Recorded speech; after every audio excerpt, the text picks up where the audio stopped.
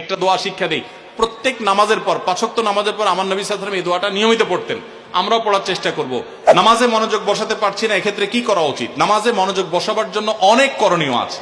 নামাজে মনোযোগ ধরে রাখতে পারেন না, এই সমস্যা কি আপনাদেরও আছে ভাই? আছে? নামাজে মনোযোগ ধরে রাখতে পারেন না? আজকে আমি আপনাদেরকে নামাজে মনোযোগ ধরে রাখার জন্য কয়েকটা টিপস, কয়েকটা পরামর্শ দিয়ে যেতে চাই, এবং আমি নিজে এগুলোর উপরে আমল করে আলহামদুলিল্লাহ ফল পেয়েছি, পরীক্ষিত। এরকম আমলগুলোর মধ্যে 1 নম্বর হলো, ভালো করে শুনেন, 1 নম্বর হলো চোখের হেফাজত করবেন। চোখের, মোবাইলে বা বিভিন্ন ভাবে চোখ দিয়ে হারাম জিনিস দেখেন, মেয়েদের ছবি দেখেন, ফিল্ম দেখেন, নাটক দেখেন, বিভিন্ন হারাম জিনিস দেখেন, এটা আপনি বন্ধ করেন। পরীক্ষামূলক 1 মাসের জন্য আপনি একটু চোখের রোজা করেন, আত্মনিয়ন্ত্রণে করার চেষ্টা করেন। যেই পুরুষ নিজেকে নিয়ন্ত্রণ করতে পারে না, সে আবার কিসের পুরুষ, সে আবার কিসের যুবক?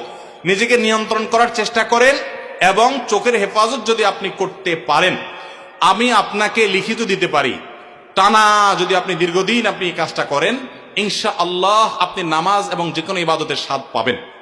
শুরু করবেন অন্তত। দ্বিতীয়ত, হারাম উপার্জন ছাড়তে হবে। কি ছাড়তে হবে?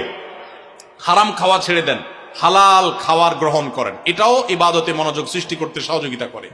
তৃতীয়ত, নামাজের জন্য বিশেষ করে বলতে চাই, এই যে পয়েন্টটা এখন বলতেছি নামাজের মধ্যে, এইটা যদি করেন আর আপনি মনোযোগ না আসে, আপনি আমাকে ব্যক্তিগতভাবে জানায়েন যে আপনি ভুল বলে আসছেন।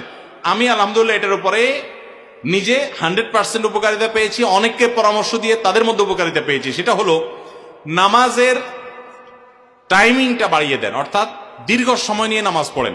আপনার 4 রাকাত নামাজ পড়তে 5-6 মিনিট সময় লাগে, বা 6-7 মিনিট সময় লাগে, আপনি এটাকে ডাবল করে দেন, এবং সূরা ফাতিহা পড়ে একটু অপেক্ষা করে অন্য সূরা পড়েন, একটু সময় নেন। একইভাবে রুকুতে গিয়ে একটু লম্বা সময় ধরে তাসবিহ, সাধারণত আপনি 3 বার তাসবিহ পড়েন, এবার আপনি 6 বার 7 বার পড়েন, 9 বার পড়েন, আরো বেশি করে পড়েন, একটু সময় বেশি নেন। রুকু থেকে উঠেই আবার সিজদা যান সব সময়, আজকে সেটা করেন না। রুকু থেকে উঠে একটু দাঁড়ান, একটু অপেক্ষা করেন, একটু দেরি করেন। নবী সাল্লাল্লাহু আলাইহি ওয়াসাল্লাম রুকুতে যে পরিমাণ সময় থাকতেন, রুকু থেকে উঠে দাঁড়িয়ে তার কাছাকাছি, কারিবা মিনহু হাদিসের ভাষ্য, তার কাছাকাছি থাকতেন, অথচ আমরা রুকু থেকে উঠেই দৌড় দিই। তো আপনি উঠে একটু অপেক্ষা করেন, দাঁড়ান, অন্য সময়ের চাইতে ডাবল সময় দাঁড়ান। এভাবে যদি প্রত্যেকটা কাজ আপনি সময় নেন এবং ধীরে ধীরে করেন, ইনশাআল্লাহ বিইذনিল্লাহ আপনি নামাজের মধ্যে মনোযোগ দেখতে পাবেন। 3টা গেল। 4 নম্বর হলো, নামাজের মধ্যে যে সূরা কেরাতগুলো পড়েন, এই যে আজকে আমরা 3 কুল সম্পর্কে আপনাদেরকে বললাম, নামাজের দোয়াগুলো, সূরাগুলো, কেরাতগুলো, এগুলোর অর্থটা বোঝার চেষ্টা করবেন। তাহলে নামাজের ভিতরে ওই অর্থের কথা আপনার মাথায় আনতে পারবেন, আপনার মনোযোগ ধরে রাখতে পারবেন।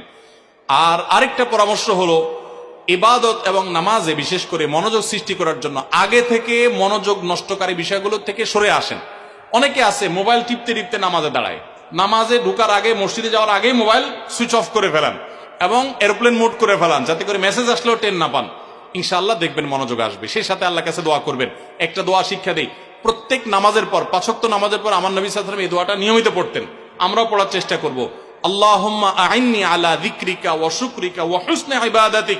হে আল্লাহ, আমাকে আপনি সাহায্য করুন, আপনার জিকির যেন করতে পারি, আপনার শুকরিয়া যেন আদায় করতে পারি, এবং আপনার ইবাদতটা যেন সুন্দর মতো আদায় করতে পারি।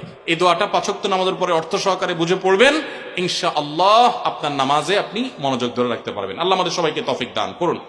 নামাজের মজা এমন এক জিনিস ভাইরা, আমাদের নবী সাল্লাল্লাহু আলাইহি ওয়াসাল্লাম রাতে যখন নামাজে দাঁড়াতেন, পা ফুলে যেত, রুকুতে যেতেন না, এত সময় ধরে কেরাত পড়তেন, মজা পাইতেন। আর আমাদের কাছে নামাজটা একটা বোঝা, পড়ে শেষ করতে পারলে আমরা বাইরেতে পারলে জান বাঁচে, কারণ মজা পাই না। এজন্য নামাজের স্বাদ আনার জন্য, মনোযোগ সৃষ্টি করবার জন্য এই আমলগুলো আমরা লক্ষ্য রাখবো। আল্লাহ তৌফিক দান করুন।